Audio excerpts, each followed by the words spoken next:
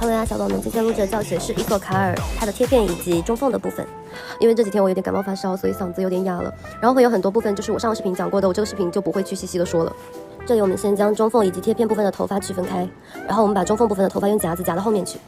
然后就是对它这个贴片的部分进行处理。我们在处理这一部分的时候，依旧是拿出我们的吹风机，然后开热风抵住这个贴片的根部吹，然后将它吹成一个这种半圆的这种弧形就可以了。然后在处理这一部分头发的时候呢，我们同时开吹风机吹的同时，然后可以用手辅助，然后将这一部分的头发向下拉扯，同时用手慢慢的把它的这个弧形将它捏出来。全部捏好以后就是视频里面这样的效果。因为入列时它是3/7分，所以说我们在分这个中缝贴片它这个整体的3/7分的时候呢，我们这个贴片的部分要去参考我们中缝然后区分的那个位置，只要和上面对齐就好。对齐之后，像我视频里面这样把这部分分成2部分来修剪，然后最靠左边的这一部分呢会长一点点，这一部分一定要注意打薄，然后同时我们的烫的弧度就是和它下面这一层就是这个向后走的这个弧度是差不多的，我们一定要注意将它的根部压下去，然后不要让它太凸起来，不然的话戴上头就会显得头型很奇怪。修剪的时候注意将它修剪成一个 V 字形，然后同时牙剪也需要将它的发尾打薄的比较重一点，因为它这种反翘你如果说发尾太厚重的话呢，那你夹板烫完之后它是支撑不起来的。这里我们在把它的这个发尾打薄的足够薄之后，我们拿夹板烫完，然后要立刻用手托住，直到它的温度冷却，再把这一段头发放下来。大家注意看，在修剪这一段的时候，发尾是非常轻薄的。大家在购买牙剪的时候，一定要注意买那种去发量15到20的那种无痕牙剪是最好的。如果你现在用的牙剪，你发现它非常的卡刃，然后并且它无法就是打薄成这个样子，然后会有很明显的齿痕的话，可以买一把这样子的牙剪试一下。因为牙剪在处理打薄的时候呢，你如果说太过于卡刃，那它发尾就会有很多多余的那种杂毛会滋出来。减少杂毛其实一般就是3个方面。第一个方面就是我们在烫玉米须的时候不要将假发烫柔。第二个方面就是我们在用夹板烫弧度的时候呢，一定要喷水，并且夹板的温度不能太高，在80度到130度左右就够了。然后第4就是我们在修剪的时候要注意，我们的剪刀一定尽量买锋利并且快一点的，这样都是可以减少杂毛的滋生。你在确认这一段头发的弧度没有问题之后呢，我们就喷发胶定型并且吹干。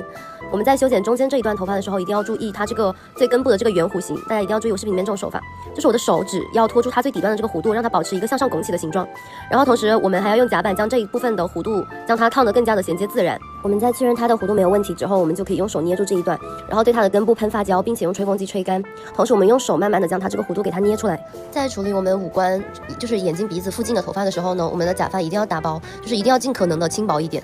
如果太厚重了的话，就会非常的挡视线，也感觉就是有一块东西闷在上面。所以说大家可以注意一下我视频里面打薄的这种程度。这一段的长度就是比我们的这个下面的这一层要短个一点点就够了，短大概1指的样子吧。然后我们把它的弧度和下面这一层做在一起，就是依旧是同一个弧度。然后我们把它的发丝扯开，然后和它下面的这个发丝自然的过渡到一块就行了。然后我们就可以喷发胶定型。不过大家要注意，就是最中间这一段的头发的时候呢，我在烫的时候，我在它的这个中心点是微微的向上烫的，它不是直接就是顺直下来，然后全部都往左边扭的，它其实是有一个 S 型的弧度在。这一层这边修完了，其实另外一边也是一样的道理，只不过那一边的头发会比这边的头发要长一点点。依旧也是像左边这样分成2个部分，然后做的第一个部分要更加的多一点点，然后中间这个部分要少一点就可以了。注意一下，我们右边的长度一定要修的比左边的要长一点，因为决策图是这样展示出来的。因为右边这一部分的头发，它除了长度和它烫的走向没有，就是会有一点区别，其他的都没有什么区别了，我就不过多的讲解了，大家慢慢跟练就好。然后需要看中缝部分讲解的宝宝，直接快进到4分30秒。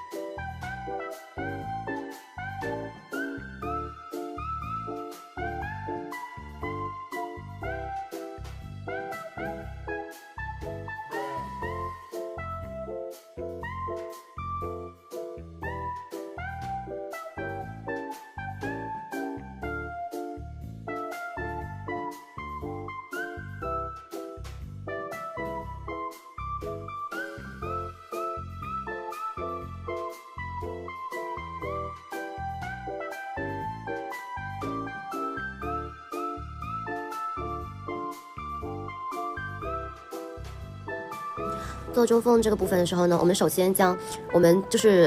这个中缝部分头发分成3份，然后左右两边和后脑勺的一个扇形就是3份，它其实就是一个那种扇形统计图的那种感觉。然后我们把右边最前面这一小撮头发取出来，取出一整段，然后我们用它来遮挡住我们这个贴片以及中缝中间的这个空隙。在处理这个中心点这一端的头发的时候，我们一定要拿出吹风机，然后将它的根部加热，将它根部吹高，然后同时用手辅助定型，让它保持一个向上走的那种弧形就可以了。为了方便大家理解，这里我用记号笔标记出来了。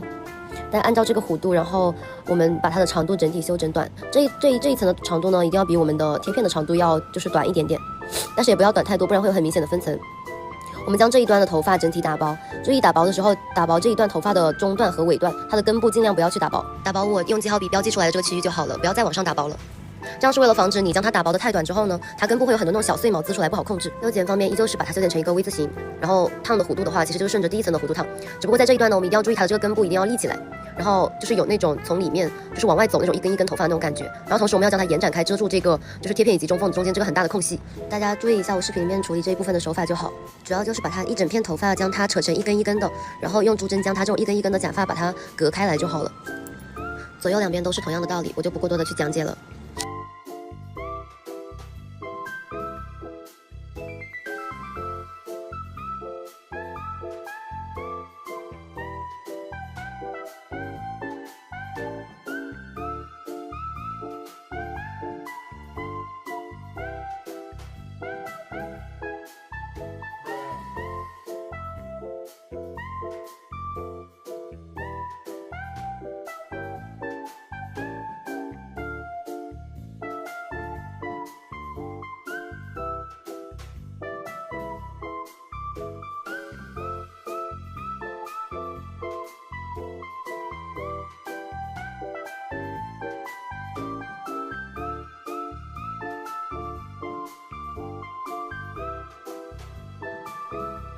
大家可以看到，从侧面来看的话，就是这部分的头发，我用珠针将它的根部顶得比较高，就是让它的头发有那种由里面向外延伸那种一根一根的那种感觉。接下来我们就处理这个左右两边的这个斜向后过渡的这个刘海的部分。这部分我们将它分成两层，上面一层分的薄一点，下面一层分的厚一点。下面这一层呢，我们就是为了遮挡住就是中间这个很大的这个缝隙，因为我在里面填充了纸巾，这样是为了让它的颅顶更加的蓬松，所以我们需要一定的发量去遮挡住它的这个纸巾。然后呢，大家注意打薄的时候，这一端也是它的根部不要打薄，打薄它的发尾就可以了。它的长度我们就参考下面这一层返翘的长度，比下面的这一层要短一点就可以。其实如果说你还是感觉不到到底要怎么拿捏的话，我们可以知道弧度在烫，就是我们一段直的假发在把它烫弯之后呢，它是会变短的嘛，所以说我们就把这一簇头发竖直放下来，然后让它和下面这一层卷曲的头发是同一层的那种水平线就可以了。这样烫出来的头发就刚好比下面的这个头发短一点点。它的长度定好之后呢，依旧是把它修剪成一个这种 V 字形，然后我们就顺着这个下面这一层的走向，我们斜向后烫就可以了。这一端我们调整完之后呢，调整左边这一边也是一样的道理，就是比下面短一点点，然后一样的修剪。然后大家一定要注意，就是左边也要区分，就是头顶上很薄的一层下来，这样是为了我们给它就是做最顶层的头发的时候呢，能有一些那种包裹感的那种错乱的发丝，这样会让这顶假发更加的丰富。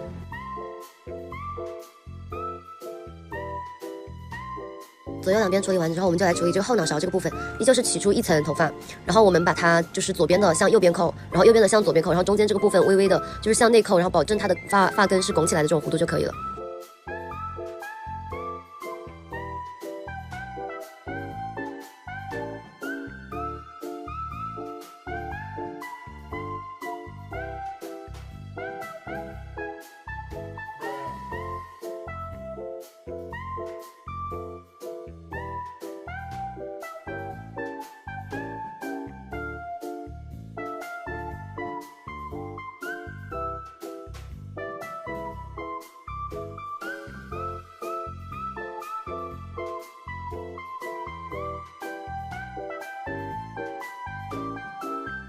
注意在处理后脑勺这个头发的时候呢，我们一定要从正面观察，就是它后脑勺是否足够的高了，因为如果说太低的话，它的脑袋上面就会扁扁的。然后我们就是继续从前面取一点头发，就是我们刚刚不是做左右两边的这个头发的时候，我们上面留了一层薄薄的头发吗？我们就横着取这一层的发排，然后它的长度比下面这一层要短一点点就可以了，短一点点的同时保证它的发根是足够高的，然后我们再同时全部向内扣，然后从正面开始调整它这个发丝的走向。一定要从正面开始调整哈，然后我们调整好之后，我们就拿吹风机将它吹干，左右两边就按照左右两边的来分，然后这里的走向就依旧是顺着它下面的头发的走向，只不过这一层呢，它的发根每一根都要立起来，这样是为了让它这个头发就是头顶会有一点变化。其实处理最顶上的这一顶的话，我们可以将它处理得更加的精细一点，但是这个要看你个人的耐心以及审美。如果说你觉得你可以把它做得更丰富、更好看，那你就可以就是加入自己的想法去调整它的这些走向。那如果说你只是觉得想尽可能的还原角色的话呢，那就按照我的视频里面这样处理就好了。其实这一部分就没有什么过多需要讲解的，大家只要注意手法，然后就是主要就是说烫反翘的时候，一定要用手托住它的这个反翘的位置，不让它塌下来就好。